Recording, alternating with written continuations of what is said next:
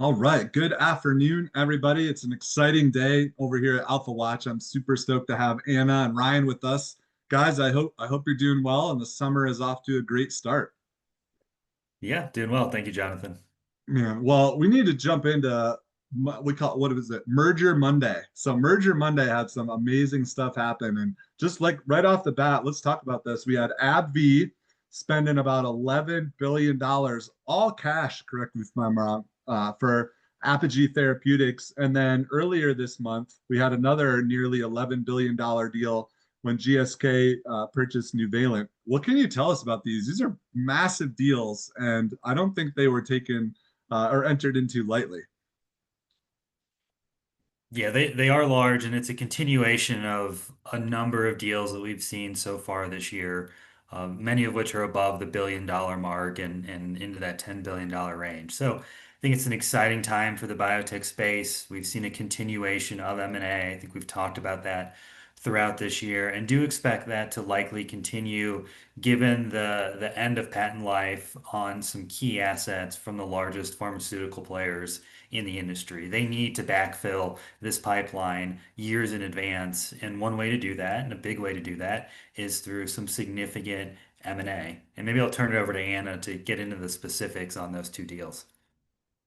Yeah, I mean, as Ryan said, both of these companies, GSK and AbbVie, are facing loss of exclusivity, meaning that patents on their key revenue drivers are expiring, in the late 2020s, early 2030s. And so they're thinking, okay, what can I launch between now and then to sort of offset some of that revenue loss? And so for AbbVie with Apogee, the ticker on that one was APGE. That's a long-acting antibody for atopic dermatitis, asthma, potentially COPD. Lots of indications where AbbVie already has their fingers, right? If you think about what AbbVie has today, they're very big in atopic dermatitis and psoriasis and other inflammatory conditions. So this fits really nicely.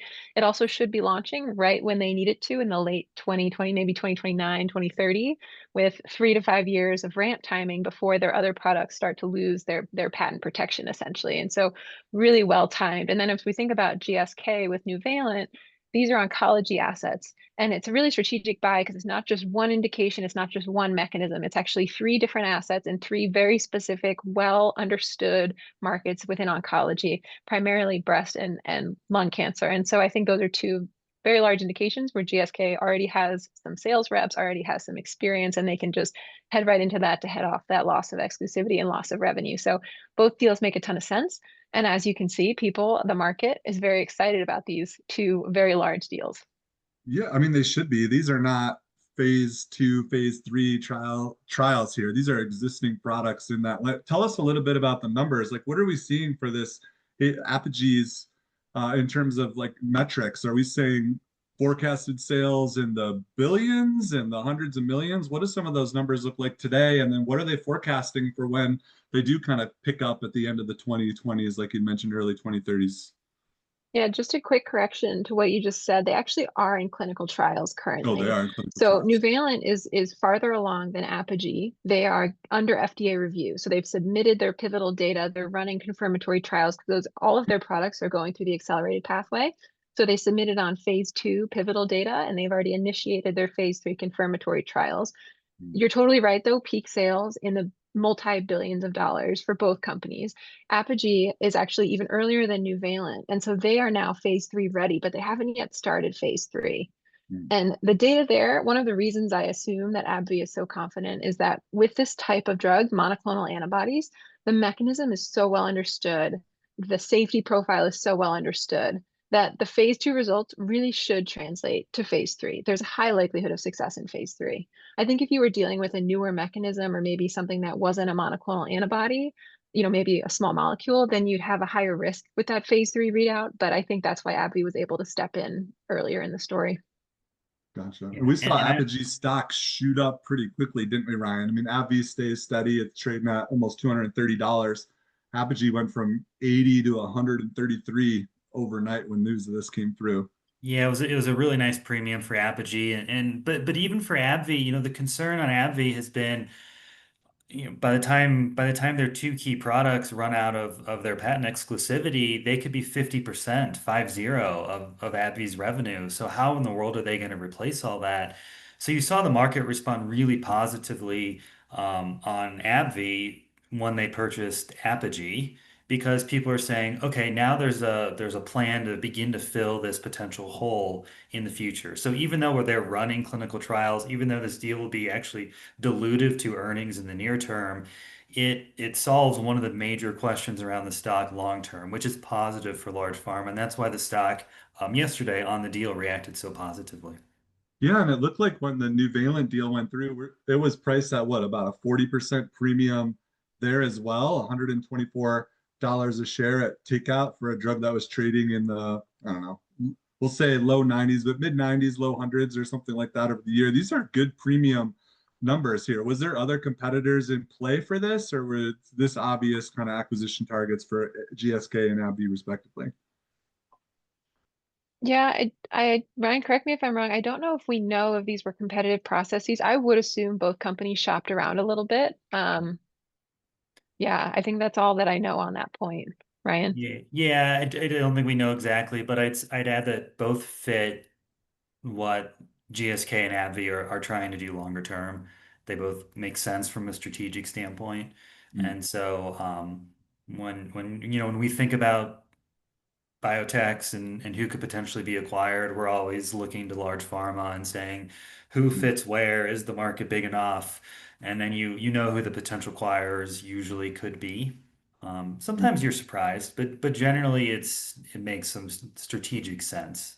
Yeah, this seems to make strategic sense. Well, this was not the only big deal that we've seen this month. I mean, you had told me, you had pointed this out to me. Parabolis Medicine had almost a $700 million IPO in June, the largest IPO in biotech history, if I'm not mistaken.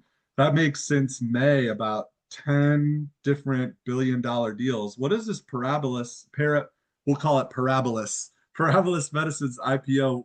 What is that indicating, or what is that saying about this sector and the market right now? Yeah, and it's not only this, there's been a couple of large IPOs this year, which is really just indicative of the health of the biotechnology market.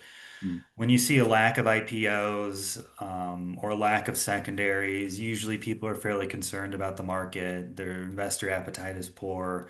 What we're seeing right now is a continuation, I think, of what we've seen since the lows last April, that biotech is here. There's great innovation. There's demand for M&A activity from large pharma, and it's a healthy environment right now.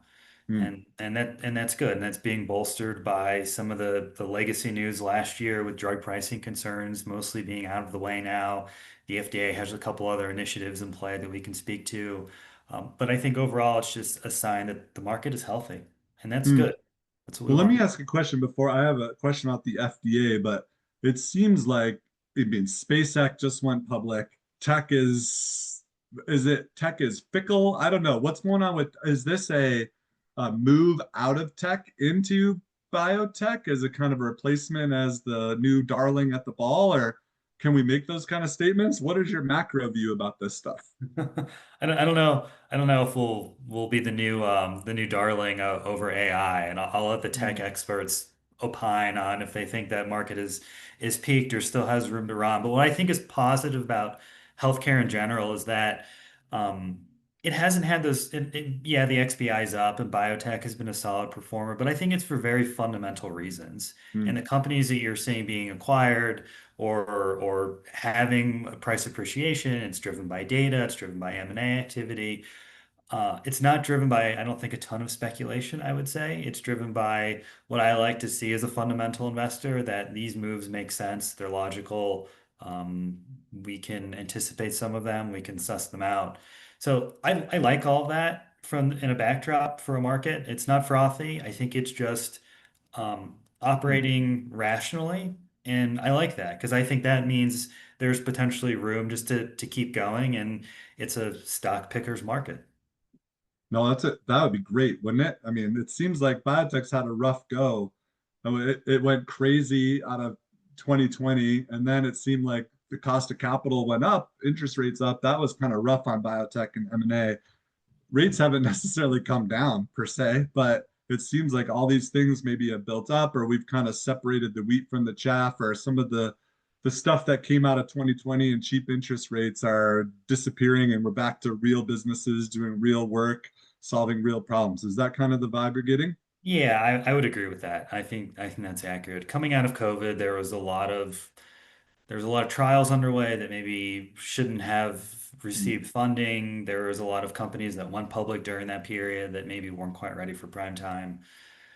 We had to weed through some of that. And I think that's largely the noise there is gone. And so I think it's back to fundamentals. Well, I'd love to hear that. Well, let's close with one thing. What on earth is Operation Trailblazer? Anytime the government comes up with a cute name like that, I grab my wallets and want to run to the hills of Montana. But tell us a little bit about what Operation Trailblazer is and what this cute moniker means. Yeah, so it came out this week from the FDA. So Operation Trailblazer is an initiative to shorten the early stage development timeline for U.S. therapeutic companies Mm, before first in human or entering first in human. Looks like the intention is to shave about 6 months off of the time frame. I think the FDA is recognizing that early stage development has been shifting outside of the US, and that is a long-term strategic concern for the country. They want that R&D, they want that talent, that development to happen here in the US. And this initiative is to spur that and to basically make sure that trend of the US being the dominant biotechnology country in the field continues. So it's a gotcha. positive. It's a good thing for our Okay. companies. So the US is open for business, as we hear sometimes these Yes. days. That's great. Well, you guys, this was an awesome call. Thanks so much, Anna and Ryan, for being available. It sounds like there's going to be a lot more coming too. And so we'll come back with some more questions about what's on the horizon, what you're watching and following over the rest of summer. But for now, we'll end it. And thanks so much for another great call. And thanks everybody for joining us on Alpha Watch this week. We'll talk to you guys later.